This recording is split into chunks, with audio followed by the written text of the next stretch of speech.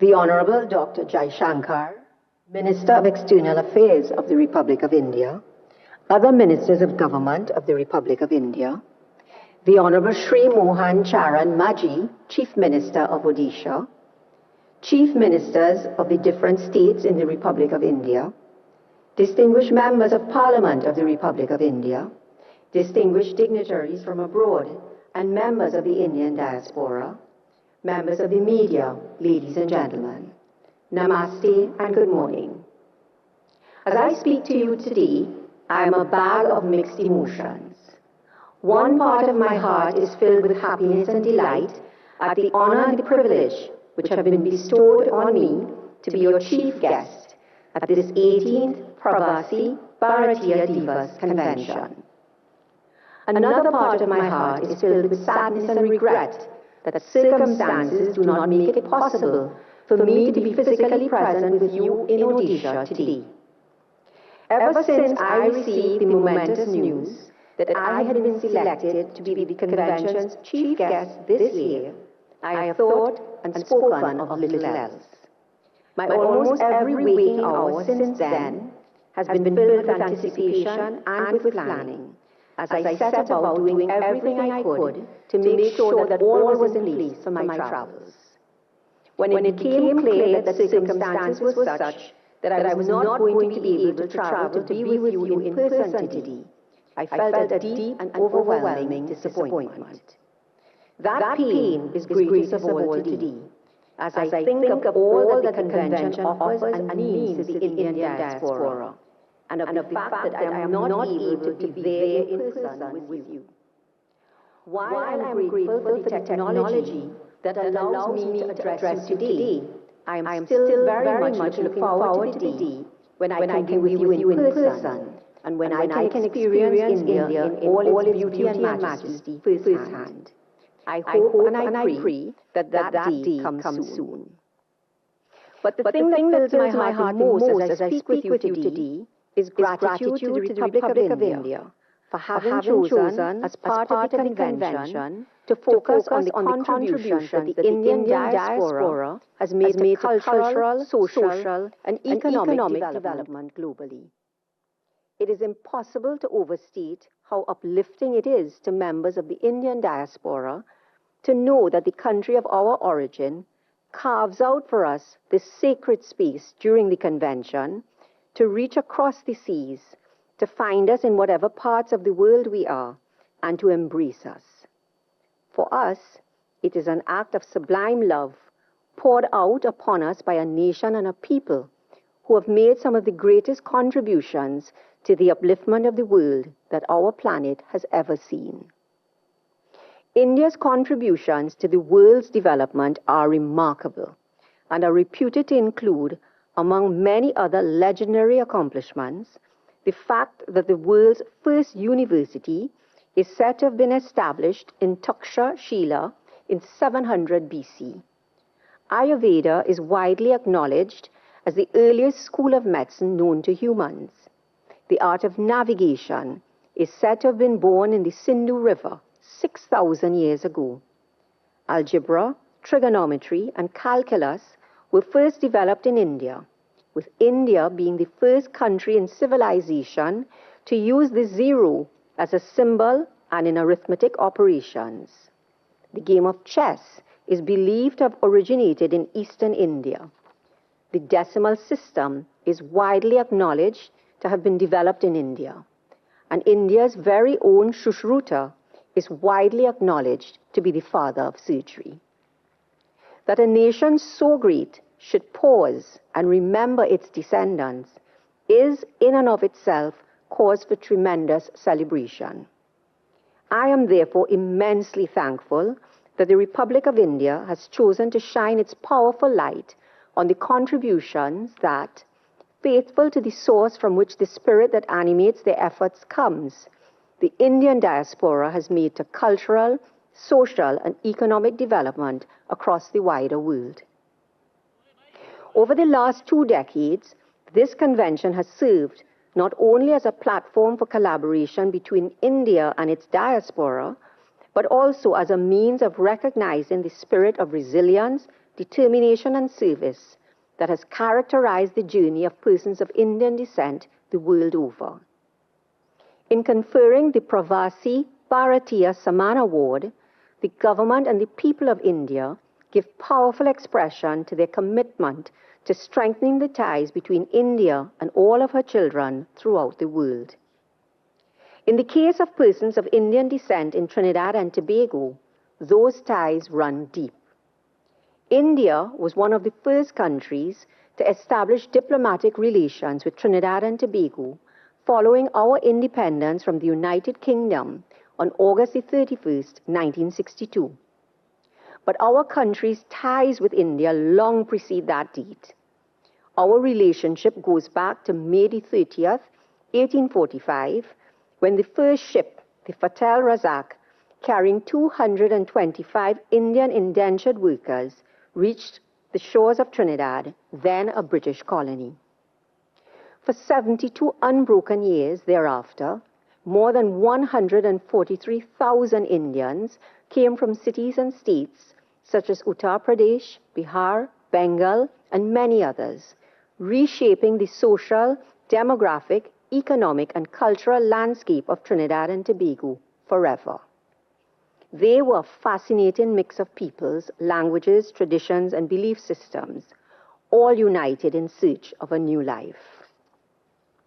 I stand before you, virtually, living that new life, 180 years after the first ships bearing Indian immigrants departed for Trinidad. I am deeply aware of the enormous significance of the voyage these immigrants undertook and of the resilience that was required for them to make the decisions they made, face the challenges they faced, and not only survive, but thrive in their adopted homeland. Today, the descendants of those indentured workers, now in their 5th and 6th generations, form nearly 42% of the total population of Trinidad and Tobago, the largest numerical presence of persons of Indian descent anywhere in the Caribbean, and constitute an integral part of the economic, political, and social fabric of the country.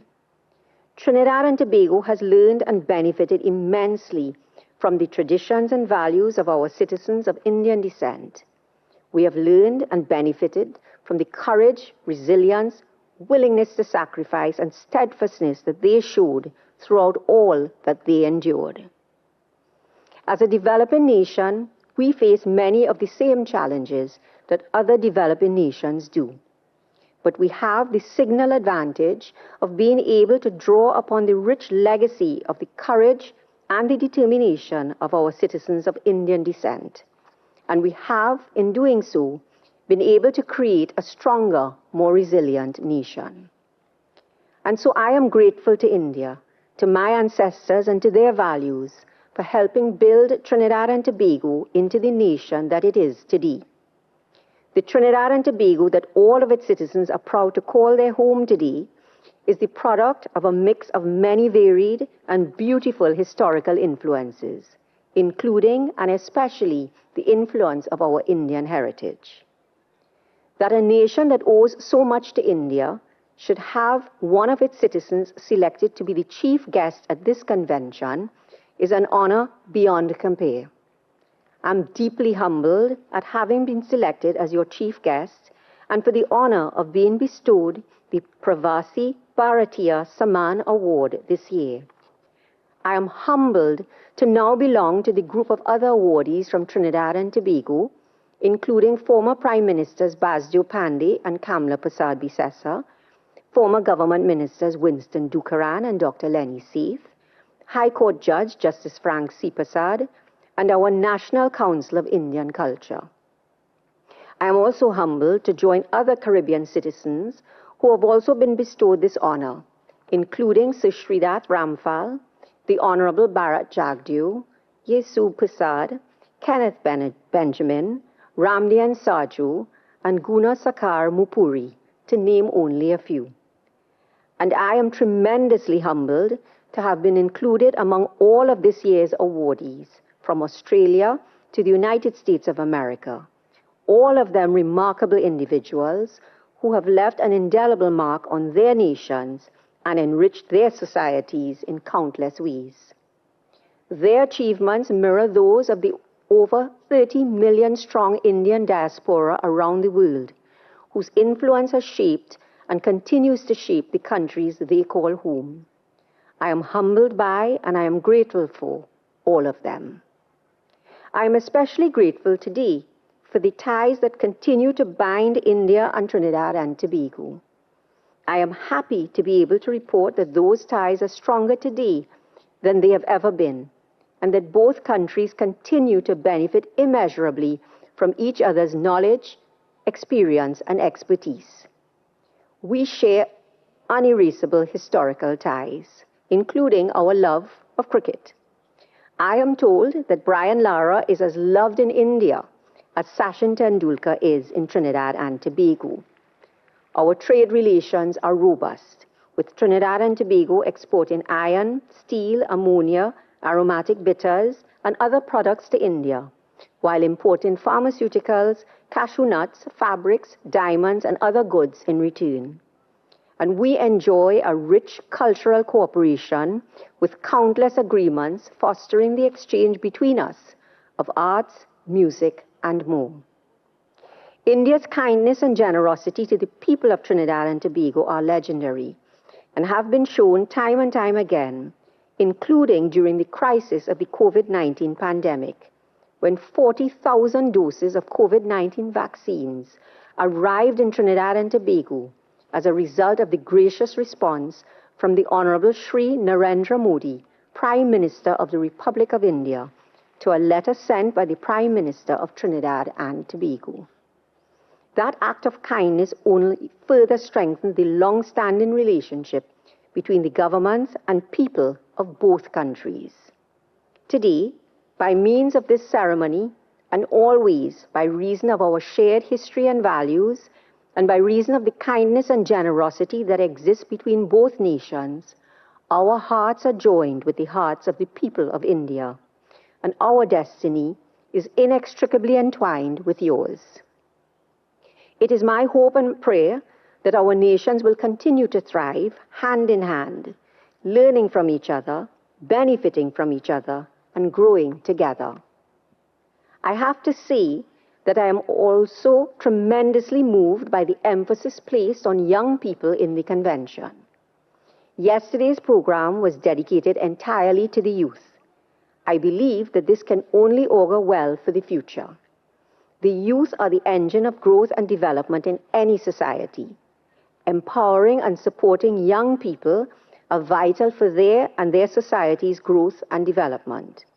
We all look forward to seeing today's youth, inspired and encouraged by yesterday's discussions, taking up the mantle of becoming tomorrow's leaders. In closing, I would like to again express my sincere gratitude to the Government of India for the honor of this award. As a daughter of the Indian diaspora, as a national of Trinidad and Tobago, and as a citizen of the world, I thank the government and the people of India for your continued dedication to and emphasis on the role of the Indian diaspora in achieving a goal common to all people: a safe, harmonious world in which all can grow and thrive in peace and prosperity. Thank you once again.